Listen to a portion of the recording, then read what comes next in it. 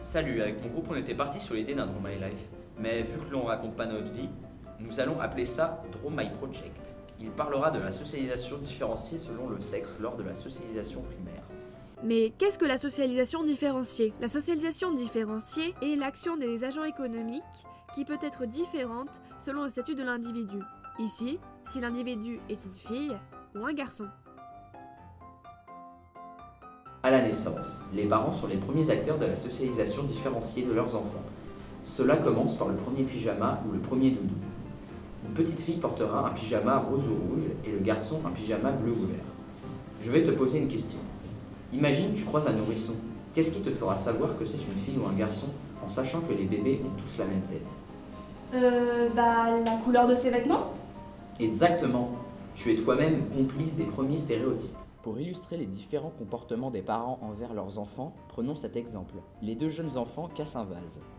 Mais ce n'est pas possible, Julie. Tu ne peux pas être calme. En tant que petite fille, tu devrais pourtant savoir être sage et posée. Dorvan, on dirait ton père, à bouger comme ça. Mais bon, c'est normal, tu dois être en activité tout le temps. Mais fais attention la prochaine fois. Regardons le comportement des parents pour les cadeaux de Noël. Maman, je veux que Papa Noël m'apporte un camion de pompiers. Hors de question. Le papa Noël t'apportera une Barbie, comme celle de tes copines. Et toi, Dorvan, tu recevras des dinosaures, pas de table à repasser, comme tu as écrit sur ta liste. Un petit garçon ne fait pas le ménage, voyons. C'est pas juste. Le problème avec ce que les parents inculquent à leurs enfants, c'est que les enfants intériorisent ces normes et valeurs et acquièrent des comportements attendus par leurs parents. Je voudrais être maîtresse, je joue à la dinette, je porte des robes, mais je n'ai pas le droit de jouer dans la boue. Je voudrais être astronaute, je joue au bricoleur, je joue au ballon dans la boue, mais je n'ai pas le droit d'avoir des poupées. Regardons les différences au niveau des sports.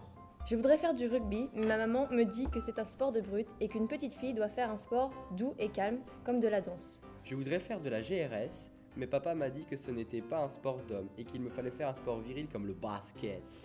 La socialisation différenciée entraîne des stéréotypes dans le choix des études. Je n'arriverai jamais en maths, la filière S, ce n'est pas du tout pour moi. Du coup, j'irai en L, comme ça, plus de maths et plus de sciences. De toute façon, on m'a toujours dit que les maths et les sciences, c'était un truc de mec. La section L, c'est pour les filles. Moi, je ne suis pas insensible. Un garçon qui fait L, ça fait efféminé. Je ne lis pas de la poésie, moi. Moi, je préfère les maths et les sciences. Ça, c'est un vrai truc de mec.